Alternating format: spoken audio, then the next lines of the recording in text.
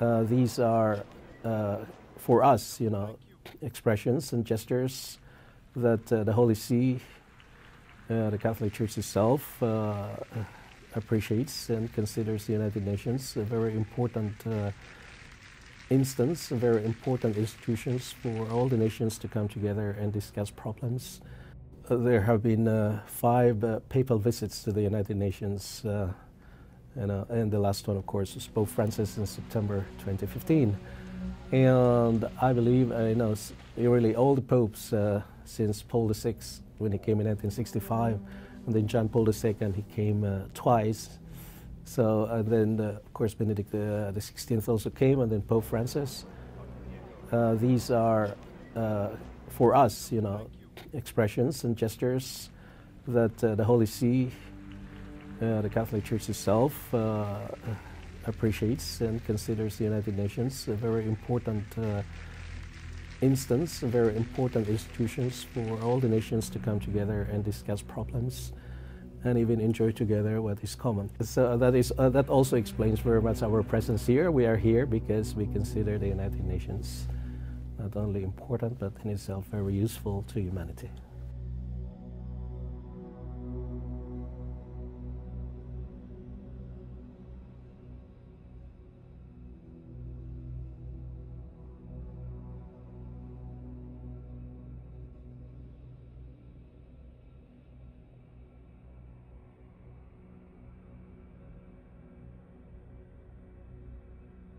So that also explains very much our presence here. We are here because we consider the United Nations not only important, but in itself very useful to humanity. Good morning, Rome, America. Yeah, just waking up over here, man. Yeah, waking up. So with this, today we are at the 15th of February. I let you know that I got a monkey on my back, right? Oh yeah, you were gonna tell me. Yes. Yeah, I just want to tell you before we dive into the book that I already got rid of that monkey. Last week I got a package from some people in Germany, Kirsten and Helmut, and they sent me a book of Karl Olof Rosenius, who was a Swedish reformer who lived between 1816 and 1868. Mm-hmm. He was really proclaiming Lutheranism. He really loved Luther. And he wrote a book that is called Tägliches Seelenbrot, which is in English, the daily bread for the soul. Okay. And in that you have for every day 2 pages that he writes. In the beginning he puts a quote of the Bible, and then he writes 2 pages about biblical stuff, about justification, faith, truth, the Bible. 2 pages for our daily soul bread. Okay? Mm-hmm. Mm-hmm. And I came, of course, up with that idea that I have to upload for every day one of those videos. So these 2 pages, when you read them, I did today, the 15th, which is today of February, and tomorrow already, the 16th of February. And though they are only 7 and 7.5 minutes.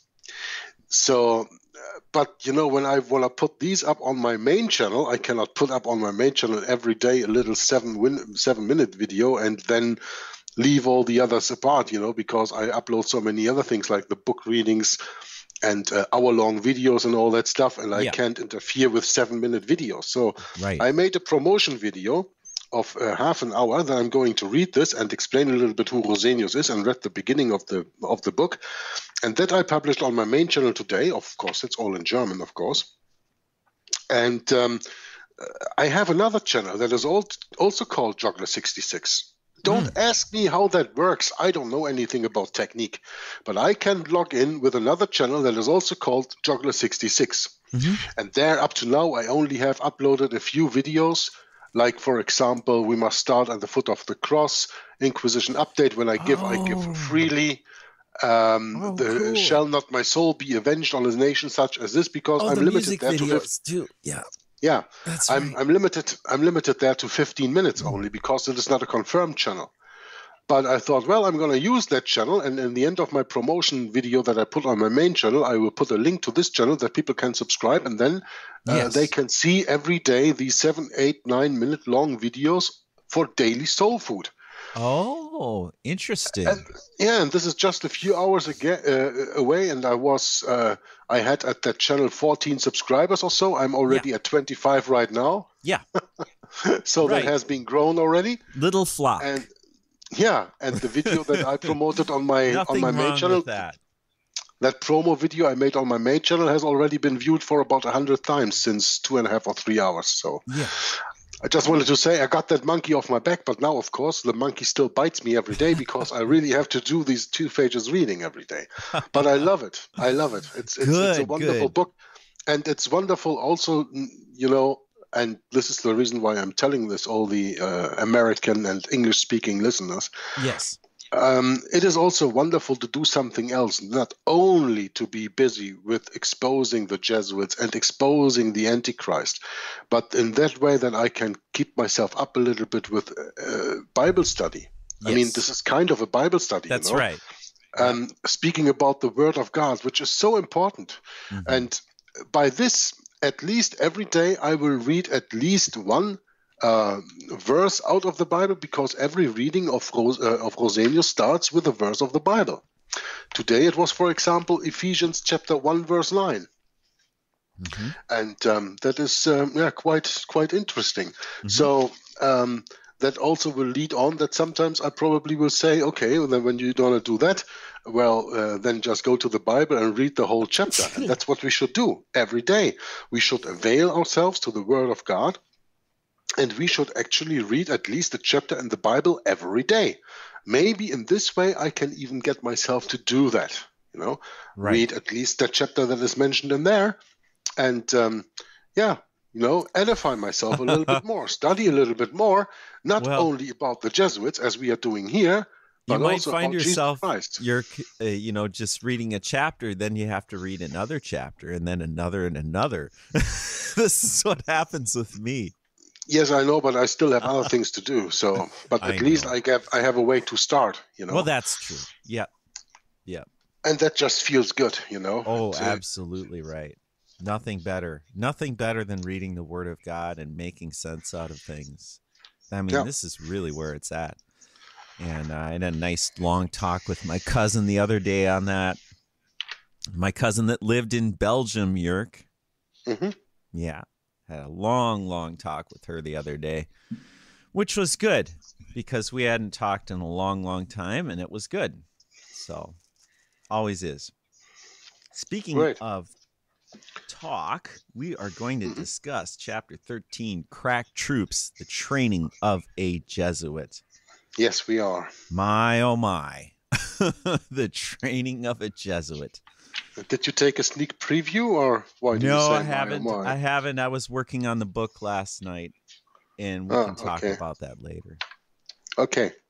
So then let's, without any further ado, just go to the nitty-gritty here to page 134, chapter 13 of the wonderful book from P.D. Stuart, published in 2006, Codeword Barbelon, Danger in the Vatican, the Sons of Loyola and Their Plans for World Domination, on chapter 13, as Bret just so righteously mentioned, Crack Troops, the Training of a Jesuit. The book starts with a quote that is not said who that quote said, so maybe we will see that later on in the book reading, but it is a quote that probably a lot of you know already. Give me the child until he is 7, and I will give you the man. Ignatius Loyola created, quote, an army to conquer the world, unquote. Secured in the knowledge, said Wiley, that by making each member, before enrolling himself, pass through an ordeal that should sift and try and harden him, he would serve the order to his utmost. Loyola himself was a soldier in the Spanish army, and he instilled the same discipline and hardness in his sons. Now here, I'm sorry, I already have to make a little comment.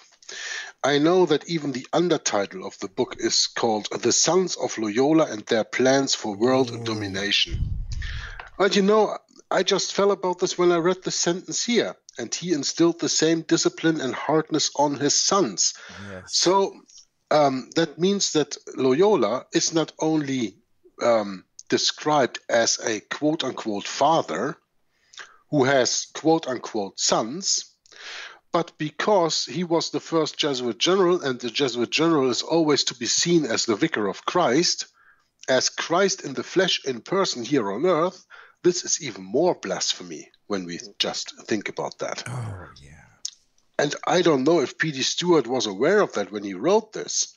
I mean, sometimes you just write these things because you know they sound good and because you have the flow of the pen and you just write, but you don't think about what you write.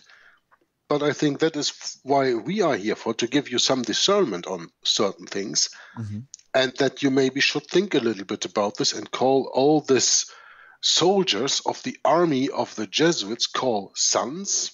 I don't know. You could call them corpses too. Yeah. Obedience is a corpse.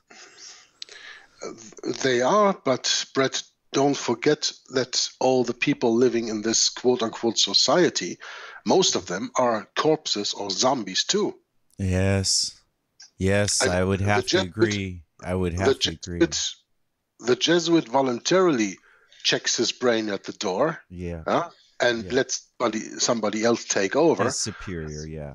That's right. But most of the people in the quote-unquote society that we live in do this probably even, I wouldn't say involuntarily, but unknowingly, unconsciously.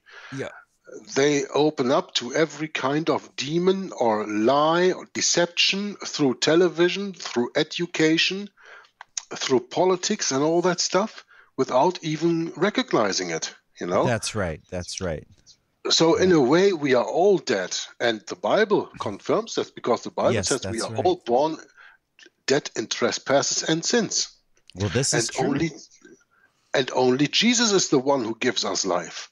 That's why when we are reborn, when we are born again in the Spirit, that actually is our first birthday. Because then we receive really the life. And then the perception of the old man, which is the past. Yeah. You know, when Jesus was gathering his disciples, there were two. When he said, "Come on and follow me," and one of them said, "Can I come a little bit later? I just have to bury my father." Oh yeah, that's right. And Jesus said, "Let the dead bury the dead." Huh? That's right. When you're with me, you're with the living. So let the dead bury the dead. Don't care about the dead. You know. That's right. And that's what we should maybe take a little bit into consideration while reading this, that we who are born again in Christ are spiritually alive. The Jesuit who sells his soul to his general is spiritually dead. He doesn't know it, perhaps even. Yeah. Or he does know, but he doesn't care. You know? But he doesn't care. Yeah, that's it. Yep. There we go. Simple enough. So let's continue, but just I wanted to make this little point about this discipline and hardness in his sons, that we reflect a little about this picture of putting Loyola as quote-unquote the father and all his militia as quote-unquote his sons. I don't like that picture. That's why I just wanted to paint that out a bit. No doubt, I agree. As every army or military organization, P.D. Stuart continues, must have weapons and an arsenal, so too the army of Loyola. And the Jesuit general is the Aladdin that opens and shuts the box that holds the Jesuit genie. And he has apprentices who go wherever he may send them. Doubt it not. It has been said that the army of Alexander were known for their courage and discipline. The men of Hannibal were the soldiers of and the soldiers of Napoleon for their special preparations that gave them success on the battlefield. But, quote, the drilling and the discipline of all these combined cannot, in point of stern rigid and protracted severity, for a moment be compared to the drilling and discipline which fitted and molded men for becoming full members of the militant institute of the Jesuits, unquote. They are the Pope's light cavalry, the sharpest weapon in the papal drawer, a corpus of priests living under martial law and discipline. The individual Jesuit, although he must first have trained as a priest, need not remain in active clerical duties. Indeed, many are sent out into the field to train and work as lawyers, doctors, teachers, journalists, and any other vocation that is deemed to be useful to the aims of the order. But no one can be enrolled in the Society of Jesus until he has undergone a severe and long continued course of training. I spoke about that. If you want to go back to my playlist, Nothing But the Truth, one of the first video series I ever made in the time with Michael Adams, and I spoke about the secret oaths of the Jesuit, the oaths of induction, in the entry to that video, the first, I think, 1.5 hour. I spoke about the 20-year training that they get and the different stages they run through, like novice, coadjutor, and so on, and so on, and so on. And this is actually going back to this, where P.D. Stuart says here, no one can be enrolled in the Society of Jesus until he has undergone a severe and long continued course of training. We are speaking about 20 years of training. We are speaking about, in the case of John Carroll, the first Catholic bishop of Baltimore in the United States of America after the founding of the United States in 1776, we speak by, when we look at him, on 26 years of training, of Jesuit training. Yeah, you are just not yourself anymore. I mean, you don't have a yourself anymore. That's right. What you absolutely give up with these 20 or more years of training. Yeah. Every Jesuit, P.D. Stuart continues, is a chosen man. In addition, certain candidates are picked from the cream of the order to ascend to the highest ranks according to their ability in promoting the designs and aims of the order. Said Fulop Miller, quote, "Never before in the course of the world's history had such a society appeared. The old Roman Senate itself did not lay schemes for world domination with greater certainty of success." Unquote. To this observation of Fulop Miller must be appended the explanatory statement of General Montholon, who served with Napoleon, and this is a quote that is normally attributed to Napoleon himself. Quote, "The Jesuits are a military organization, not a religious order. The aim of this organization is power, power in its most despotic exercise, absolute power, universal or Catholic power, power to control the world." Unquote. In case you think we overstate the case, P.D. Stuart is just exaggerating, concerning the Jesuits, Wiley wrote, quote, "An army to conquer the world Loyola was forming. The general is the society." We read that already, I think, in the broadcast before, right? The general is the society. The general is impersonated in every Jesuit who is dead to the will of the general. The general is the society. He could enkindle them with fanaticism and so pervert and indurate their souls by evil maxims and long and rigorous training that they should be insensible to shame and pain and would welcome suffering and even death. Such were the weapons of the men he sent forth to the battle. Unquote. They would become his storm troopers. And not only are they made to endure a severe physical discipline, but, as Fulop Miller writes, quote, "To a far greater extent than any other religious brotherhood, the Society of Jesus has endeavored ever since its foundation to come to terms with all the expressions of the human mind, with theology as well as with natural science, with philosophy, art, politics, economics, constitutional law, and jurisprudence." Unquote. But perfection in Jesuitism cannot be reached otherwise than by the loss of manhood. This is a very interesting quote when you just think about that, because that means that those are castrates. They are castrated, but they are not castrated of their quote-unquote testicles. they are castrated in the head. You get it? The loss of manhood. But perfectionism in Jesuitism cannot be reached otherwise than by the loss of manhood. So when somebody who is castrated loses, of course, his real manhood, someone who is going to be a trained Jesuit will lose his manhood, but between the ears. I think we can say that through the spiritual exercises, what we read about them so far, we can understand that that person who runs through this and undergoes 20 years of training of becoming a Jesuit, probably even of a high position, is being brain castrated. Will, judgment, conscience, liberty, all the Jesuit lays down at the feet of his general. Isn't that a confirmation of what I just said? Yeah? Will, judgment, conscience, liberty, all the Jesuit lays down at the feet of his general. Mm-hmm. It is a tremendous sacrifice, but to him, the general is God. Yeah, wow. Those are some powerful quotes there. This one, yeah, very powerful.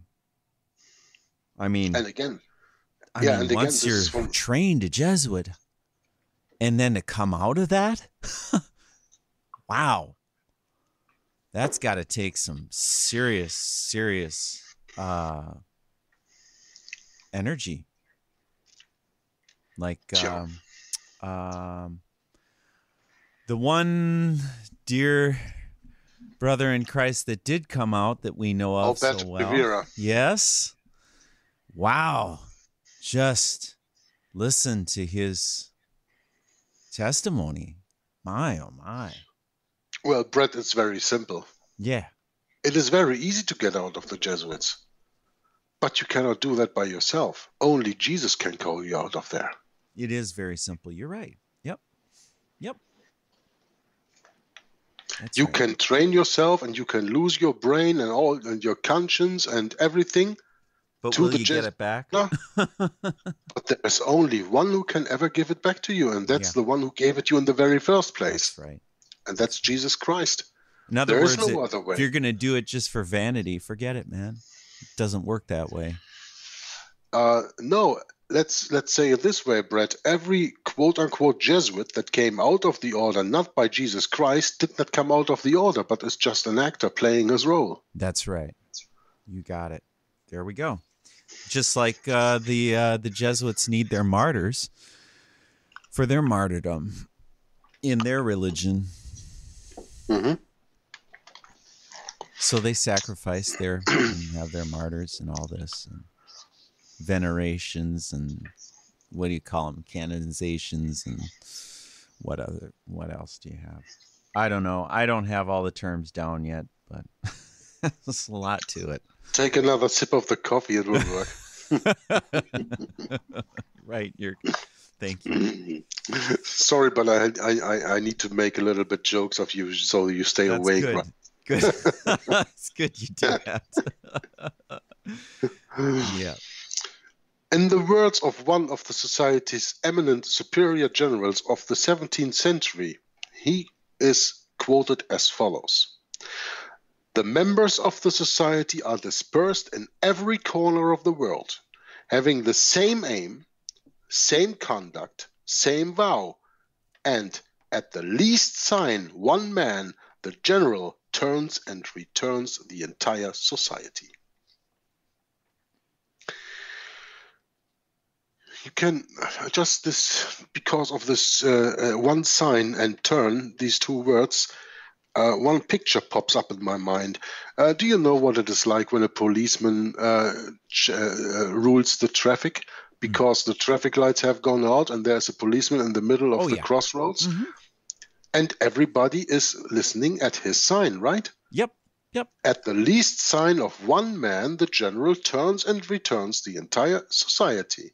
We are all the same lemmings to the same authority, you know? Mm-hmm. When there's a policeman standing on the crossroads and telling us with his signs what traffic behavior we have to put on, we are doing that. And it's exactly the same thing in the Society of Jesus.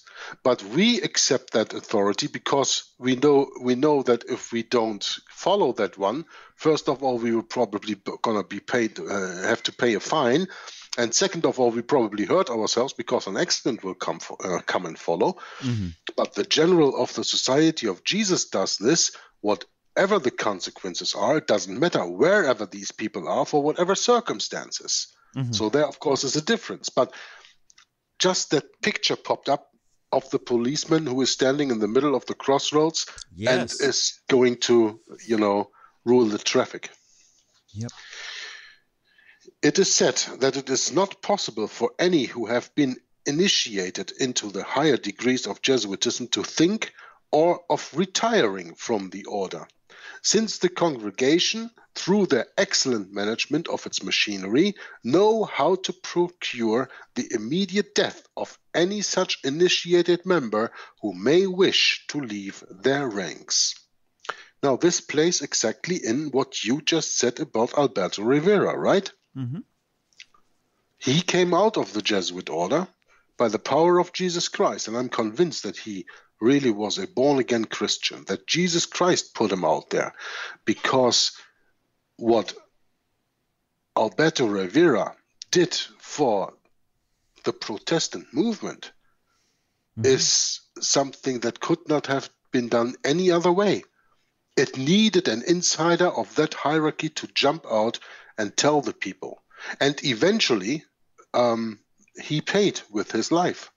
He was murdered by his dentist. Huh? Mm-hmm. Right. So they say, I'm going to repeat the sentence again. It is said that it is not possible for any who have been initiated into it, meaning the higher degrees of Jesuitism, to think of retiring from the order. Of course, you don't think for yourselves. Why should you be thinking of retiring from the order? Since the congregation, it's already called a congregation here, through their excellent management of its machinery, know how to procure the immediate death of any such initiated member who may wish to leave their ranks. This is why, for example, you have to be very careful when you read books of Jesuits like from Malachi Martin, I said already in broadcast before, or the one before that, because he still is a Jesuit. And those Jesuits are trained lifelong to lie and deceive. So don't take everything for truth just because it is a so-called whistleblower from the Jesuit order. The book that he wrote, in my opinion at least, is also authorized by the Jesuit general. Otherwise, it wouldn't have been published, I guess. Right. But anyway, I'm not here to, tread on other people. I'm just saying to the listeners and the viewers of this video that they have to be very, very vigilant when they do their research. Well, it's true, because if you're not, then you just think, oh, it's fine. He's a good guy. Why would he lie to me? And you're taken. Yeah. Why would he lie to you? Yeah. To get you away from Jesus Christ. That's it. They're very, very clever, these Jesuits, aren't they? Yeah, it is sorry that we have to admit, but they are probably of the smartest of the whole world. Yeah, I think they are very clever. Yeah. It's only a shame. It's only a shame that their intelligence is abused for such a devilish agenda. Yes. Yes, it is. Mm-hmm. Instead of being what used a waste. for good. What a waste. What a waste. Yeah, what a waste. It is. Now, P.D. Stuart continues, these bipolar men are so accustomed to dissembling and equivocation that even their conduct towards each other is one continuous act of deceit and spying. They swear to reveal to their superior what they have done, what they have thought, read, learned, or discovered, and to observe and watch all that comes under their notice. This is paragraph 204 of their regulare, means their regulations, means their constitutions. Yet in all of this, they are taught to be careful always to speak in the character of the pious devotee, holy men. What a brood of pious frauds. Let us now glance at the several grades of this great army of Loyola and the preparatory discipline required in the case of each. The next under chapter or part of this chapter is called the Jesuits' Ratio Studiorum, which stands for the Plan of Studies. Ratio Studiorum, if you're not familiar with it, turn to one of my most favorite books of exposing the Jesuit order of all times, Rulers of Evil, that you will get a very nice explanation of that. Said Wiley, quote, "They would have to do the errands of Rome in all climates and under all outward conditions. They would be required to serve her in hunger and thirst, in cold and nakedness, amid the ice of the pole and under the burning sun of the tropics. The order must be able to send forth men for all departments of life, for the plough, for the school, for the bench of justice, for the army, and for the church. They must acquire a knowledge of all trades. They must study sciences and arts. They must speak all languages. That is, the whole order must have this linguistic ability." Unquote. From Wiley, The Jesuits, Their Morals, Maxims, and Plots. Even fencing and armed combat was once part of the Jesuit training, as seen in the case of Francis de Sales, who is a saint, quote unquote, who had a private trainer and, quote, wore a sword until the day he put his clerical robe, unquote. We are told that it was not just a decorative sword. He learned to fight in real earnest, and when occasion warranted, as happened one night in a melee in Padua, he was easily able to disarm his adversaries. We now turn to the first section of the Constitutions of Loyola, the Examen Generale, that prefaces the constitutions and deals with the admission of candidates to the order. It lists 6 classes or degrees of the Jesuit order. Now listen carefully, this is very interesting. And maybe, Bret, you can put this as a running text into the video here so that people can read this while I'm reading along here. 6 classes or degrees of the Jesuit order. 1. The novices. 2. The lay brothers or temporal coadjutors. 3. The scholastics or scholars.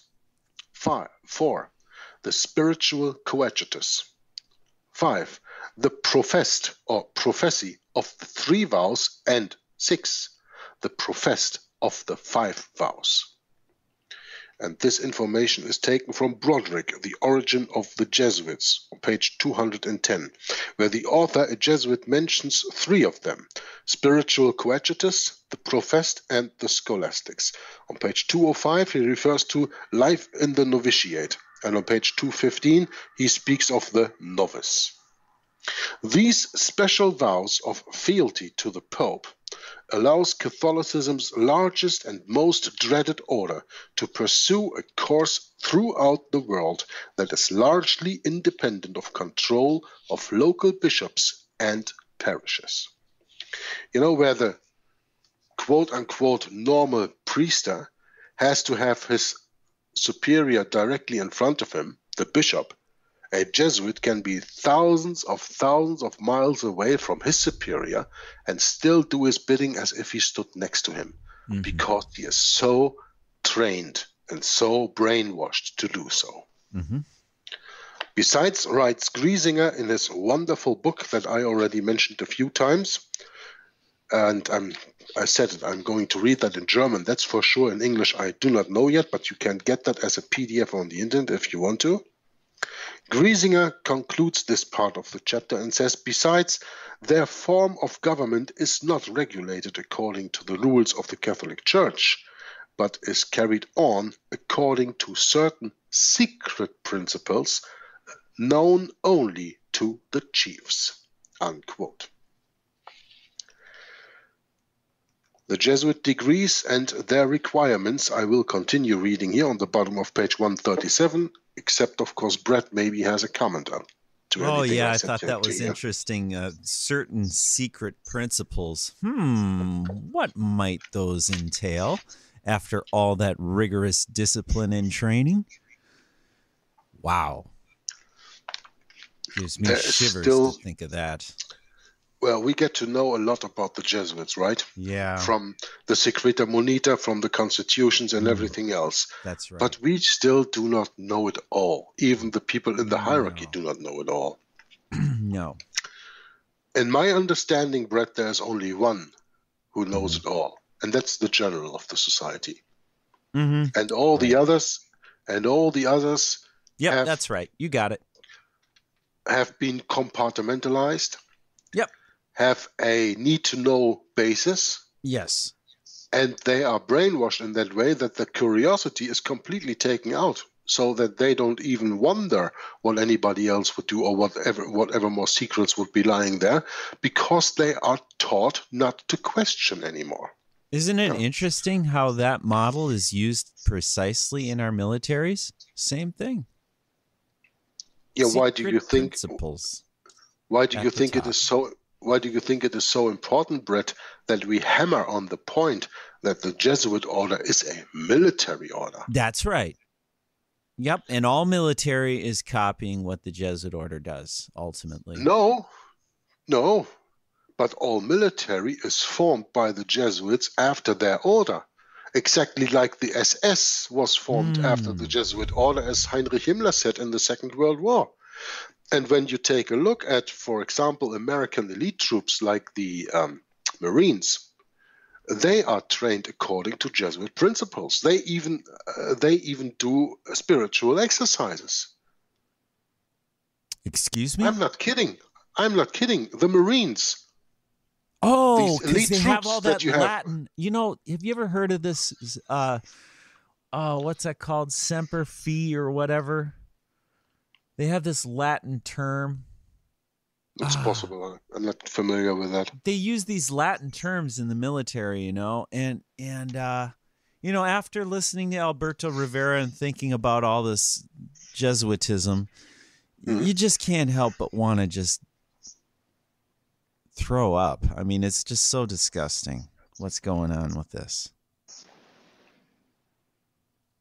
I don't know. Yeah, but you know, the point that I wanted to make, Bret, is that these American elite troops, like the Marines, there are maybe more. You have always special trained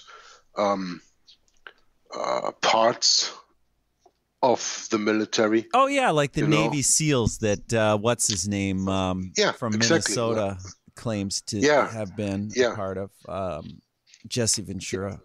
Jesse Ventura, yeah, the former governor, the former governor. Yeah. You know, like these troops, they are all fashioned after the Jesuit order. And that is not because they strive to be like the Jesuit order, but is it because that hierarchy is taught them from the top. And on the top of those departments, or whatever you want to call that, always is a Jesuit from the beginning. That's right. It is their aim from the beginning to train them as Jesuits, because the Jesuits know how wonderful their system works. Yes, they do. And these Navy SEALs and Marines and all these stuff, I mean, those guys are just, when they are let loose, they know no mercy. No.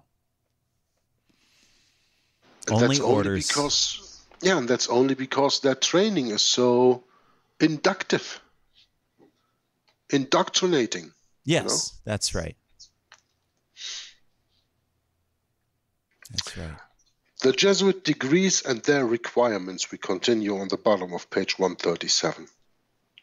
The discipline required of the student Jesuit is of a very severe kind. You know, I like it, Bret, when we do our own discussion a little bit about this, but I like it even more when the things that we discuss about are then directly later put up with the next sentence we are reading. Yeah, that's it. And you know, the wonderful thing of that is that we are not inventing anything, and even though I haven't read it before, but that proves to me that the Holy Spirit is leading us into all truth, and we have an understanding that we understand this book without even having read it. Mm-hmm. Well, and not only that, but, you know, I don't know about you, Jörg, but I've had life experiences that relate to it too. So it just makes more sense, you know. We're going in the same direction. Mm-hmm. Yeah. The discipline required of the student Jesuit is of a very severe kind. He must first undergo a period of confession of his quote-unquote sins and participate in a series of mystical or occult meditations and practices called the spiritual exercises. We already spoke about those. He starts his training at the lowest degree, the novice or novitiates. These are the first in order of admission and the last in dignity. The novice, on first entering, has all his acts, habits, and personal qualities registered. Presenting himself for admission into the order, the novitiate is subjected to a strict scrutiny into his talents, his dispositions, his family, and his former life. If it is determined that he is not likely to be of service to the society, he is at once dismissed. If his fitness appears probable, he is received into the house of primary probation. A compendium of the order is then presented to the novitiate for his consideration. Quote, "But the full body of laws and regulations of the order is deliberately withheld from him. If he possesses property, he is told that he must give it to the poor, that is, into the hands and care of the society." Or society, not the society, so not the society of Jesus, but quote-unquote society. Mm-hmm. His tact and address, his sound judgment and business talent, his health and bodily vigor are all closely watched and noted. Above all, his obedience is subjected to severe experiment. If he acquits himself on the trial to the satisfaction of his examiners, he receives the sacrament and is advanced to the house of second probation. Unquote. Next, he must fulfill a course of service in learning humility by helping the poor and ministering at the beds of the sick, even in begging his bread from door to door. Thus he learns to live on the coarsest fare and to sleep on the hardest couch. His course of service ended, he is invited to show his powers of operating on others by communicating instructions to boys in Christian doctrine, by hearing confessions, and by preaching in public. This course is to last 2 years, unless the superior should see fit to shorten it on the grounds of greater zeal or superior talent. If, at the end of his period of probation, the spiritual exercises have produced the desired effect, the student is invited to become a novitiate or a novice Jesuit. Now, what I found most interesting here is that it says in the beginning, he must fulfill a course of service in learning humility by helping the poor. He learns to live on the coarsest fare and sleep on the hardest couch. He starts really at the bottom. Yeah, he absolutely starts at the bottom. Well, there's a difference with the military. In the military, you can start as an officer if you have a university degree, you know? Right, I get it. Yep. So you jump a lot of ranks and you just start really high in the hierarchy. I see. That is not possible with the Jesuits. Right. That you really have to start at the bottom. Okay. You have to eat the dirt first, let's say. Okay? Yes.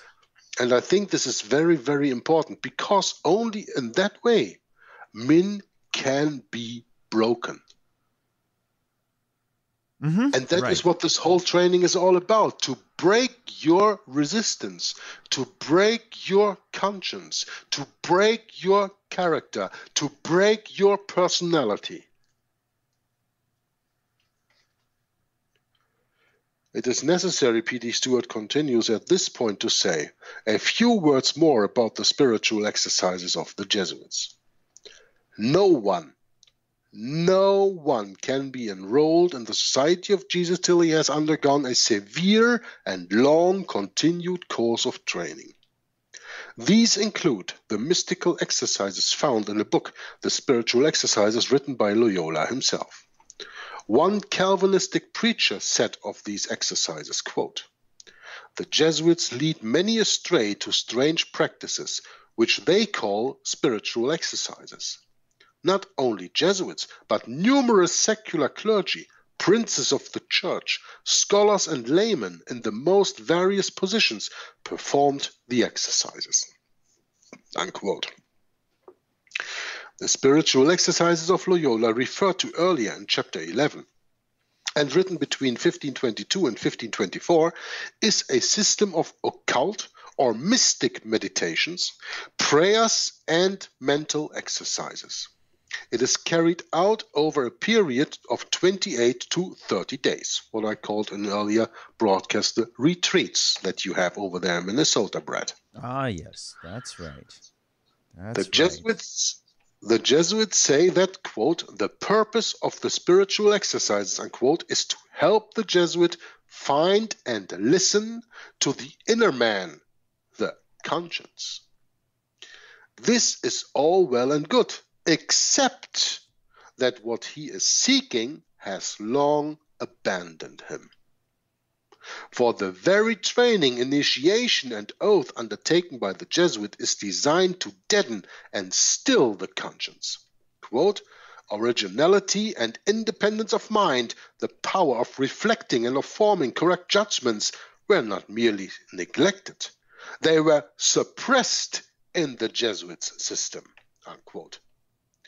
Newman, and I guess that this is Cardinal Newman? No? I'm not sure. Could be.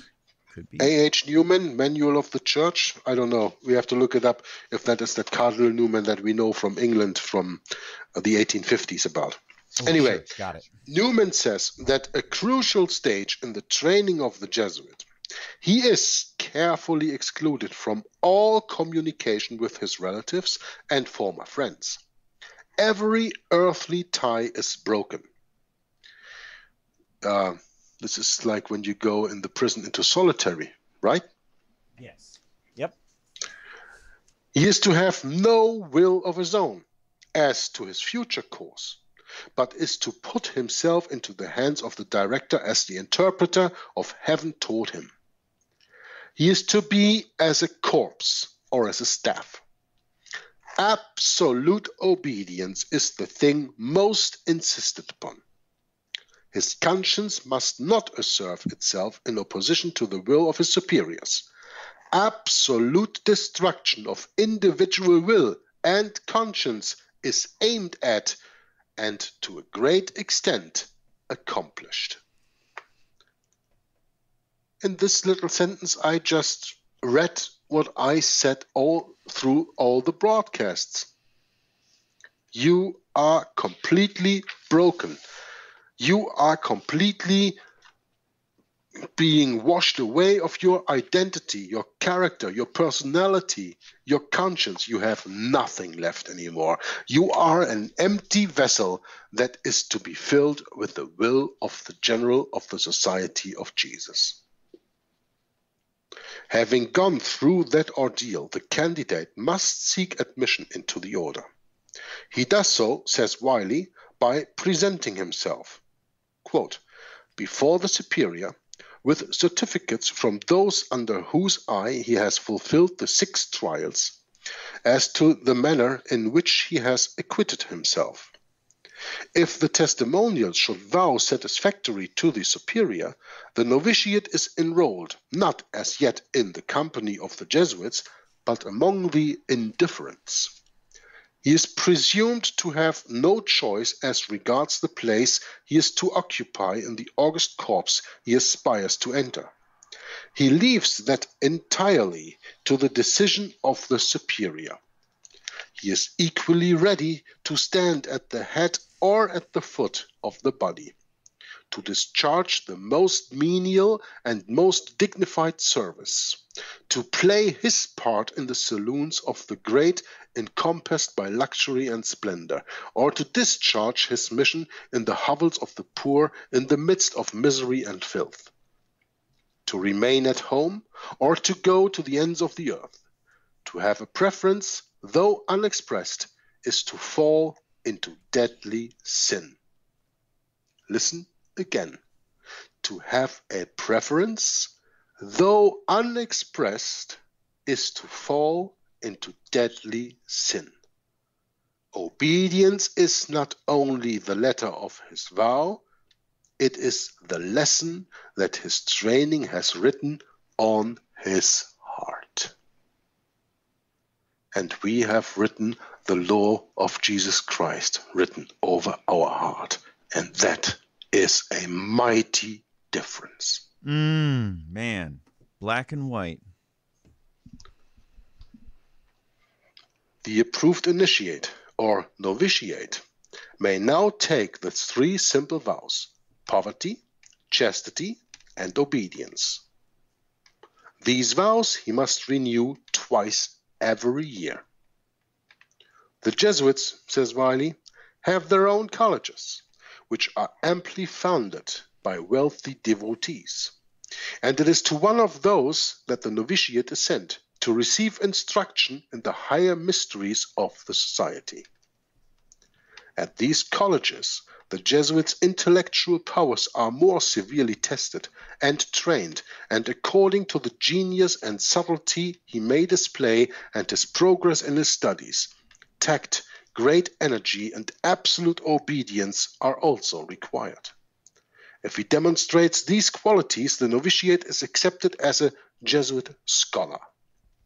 The qualities to be desired and commanded in the scholars, says the Constitutions, are acuteness of talent, brilliancy of example, and soundness of body. Unquote. Newman gives additional details here. The director studies with the greatest care the condition of the novice from day to day. He is allowed to read nothing but a little devotional matter. He may not converse with other novices. His obedience is fully tested by the requirements of the most disagreeable and arduous services. The novitiate usually lasts about 2 years, and if the novice is found to possess great energy and tact and absolute obedience, he is accepted as a scholar. He now undergoes a protracted course of training in the various branches of secular and theological learning. The scholars were a body of picked men, thoroughly obedient to their superiors and devoted to their work. The utmost attention was paid to wholesome nourishment and physical culture, for the leaders realized from the beginning that to accomplish their purposes, a sound and hard physique was just as important as a well-trained and well-stored mind. If, at the end of the course of study, the scholar was regarded as highly promising, he was made a coadjutor. We can hardly conceive of anything calculated for securing a complete mastery of a susceptible youth. Unquote. Please, Bret. Oh, a coadjutor. They're... I don't know. When I hear that, it just gives me chills. How about them Protestants, huh? Let's go coagitate them. I think that what we've just learned is that even come to the quote-unquote degree of a coadjutor is quite a severe training that you have to go through. Yes, exactly. Yep. So I think I know one of these personally. No, what I want to point to is the following. There are a lot of people, and even I in the past, that said that people like Alex Jones are Jesuit coadjutors. Mm-hmm.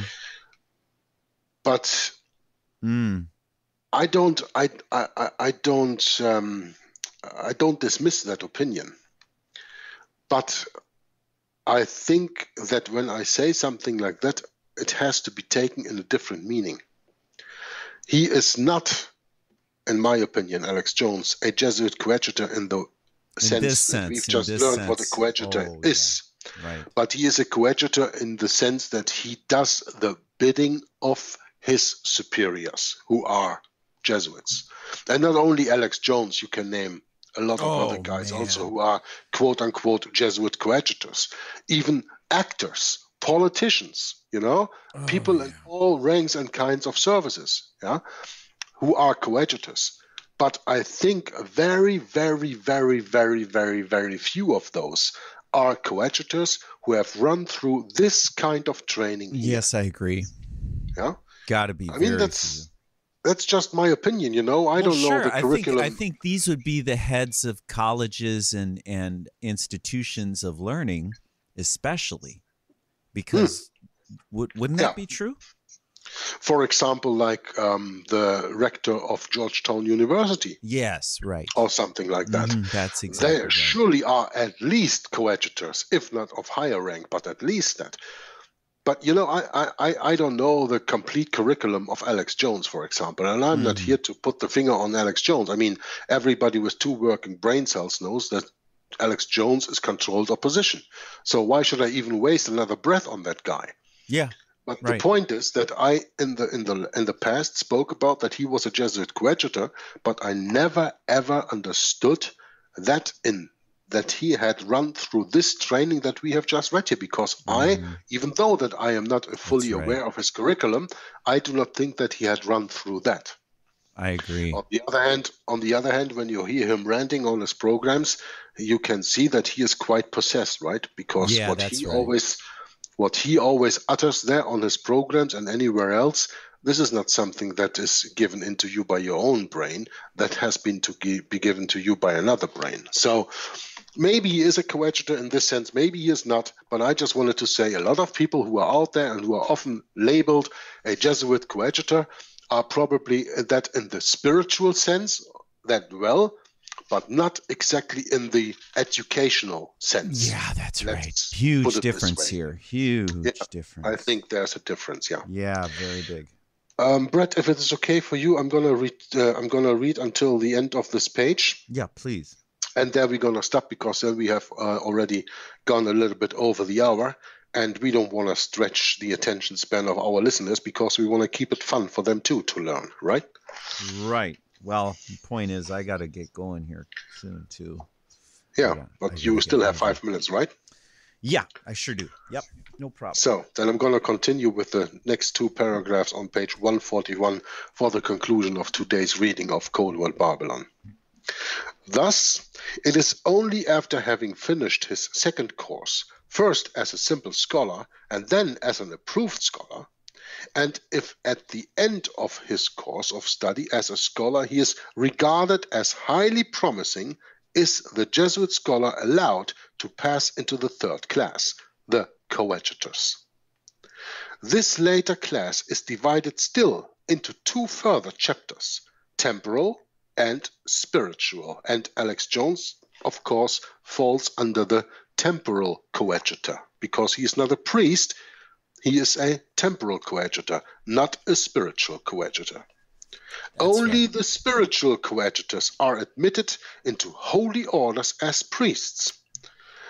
The temporal go out into various trades, vocations, and professions to fulfill their assigned roles in the grand design. And note, reader, listener, that some, says Wiley, are retained to minister in the lowest offices. They become college cooks, porters, or purveyors.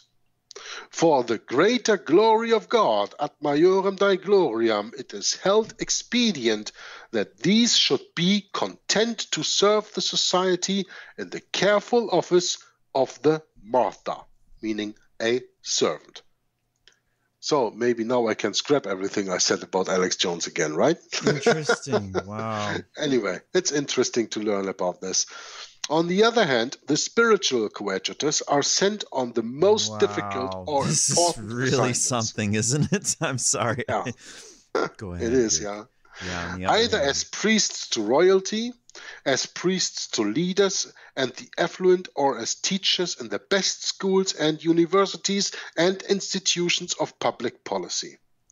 As priests, the coadjutors would seek to reach and mold the youth, the wealthy, and the leaders. The work of the spiritual coadjutor is therefore of great importance, and for that reason, says Wiley, he is required to be a priest of adequate learning, that he may assist the society, the Jesuit order, in hearing confessions and giving instructions in Catholic doctrine. In short, the coadjutors are top-flight agents selected for the most difficult assignment. And here we will stop the reading, but not before I'm going to give you a little comment on what I just read here. As priests, it says, the coadjutors would seek to reach and mold the youth, the wealthy, and the leaders. When you are working your ass off in this world and you don't get anywhere, you don't earn enough money or just enough money to survive in this world, then you know that you have nothing to do with the Jesuit order.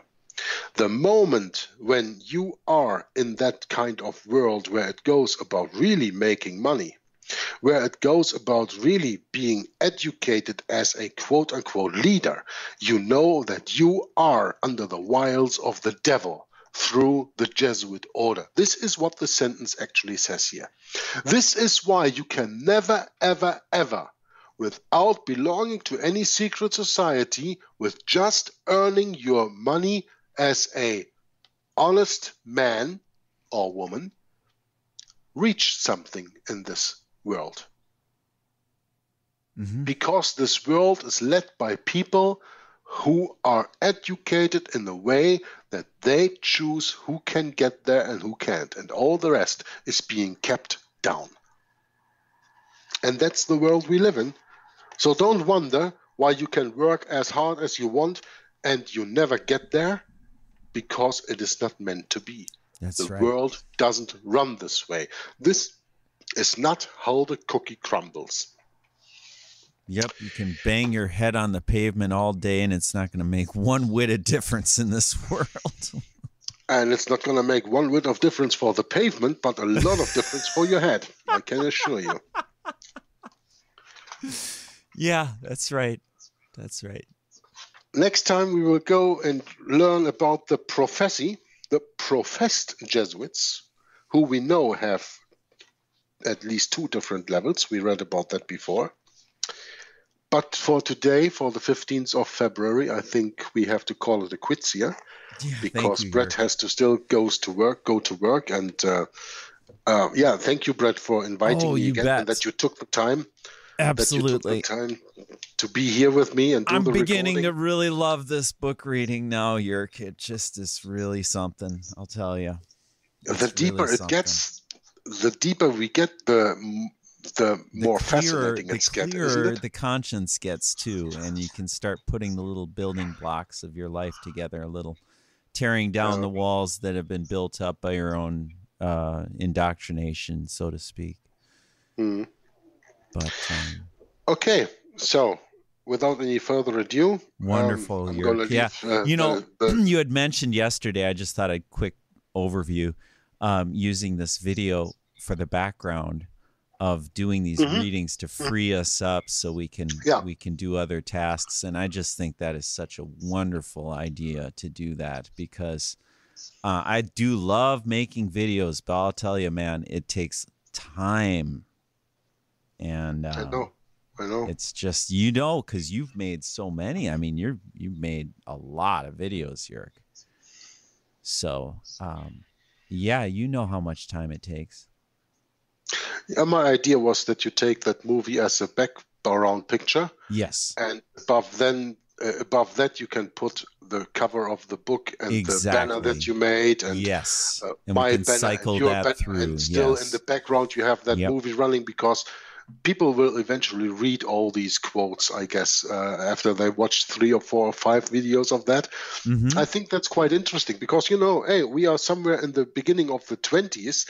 We are on page 141 of about a little bit more than 1,000 pages altogether in the 2 volumes. So yeah, that's right. We haven't even really gotten warm yet. No, we're just at the beginning. Yeah. But I love it that we can do this every day, at least for the last week. That's wonderful. And okay. So anything that adds educational value to it at the same time as having a healthy book reading. And also, dear listeners, please consider getting a copy of this book and the next book, because you're going to need it. If you are getting something out of these readings that we're doing, you should really have your own copy, not only for your own edification, but for your friends. Listen, I have good friends I've given some books to, and they're giving it to their friends now. So this is only going to keep expanding, and this is the whole purpose of doing this, Jörg, as far as I can tell, is to just get this message out to every living creature. And even more, let me interrupt you there, Bret, for a second. Please. The videos that you upload and the videos that I upload of these readings, please spread them wherever you can. That's right. Yep. Spread them on your own YouTube channel. Spread them on Facebook, you don't Twitter, need any permission from social us. Media. No, we don't copyright anything. This is the Holy Spirit working through us, and the Holy Spirit is there for everybody, because Jesus said, as you just wanted to quote, "Go out into the world and teach the gospel to every creature." This is how we do that. And please support us, not by sending money or something else, but support us by spreading the message. Spread the message. That's right. That's right. We don't need the money. We've got enough money as it is, and we're not supposed to live for mammon anyway. The point here is that money corrupts, and absolute wealth corrupts absolutely. Just like absolute power corrupts absolutely. Just think about it. Man does not live of bread alone, but of every word that proceedeth out of the mouth of God. Now that's biblical, and that's what I want to hear. So let's close it down for today, Jörg. Absolutely. Thanks for watching, listening, commenting, sharing, and until next time, Jörg from Juggler66 says, God bless you and bye-bye. And so does Bret. God bless and bye-bye for now.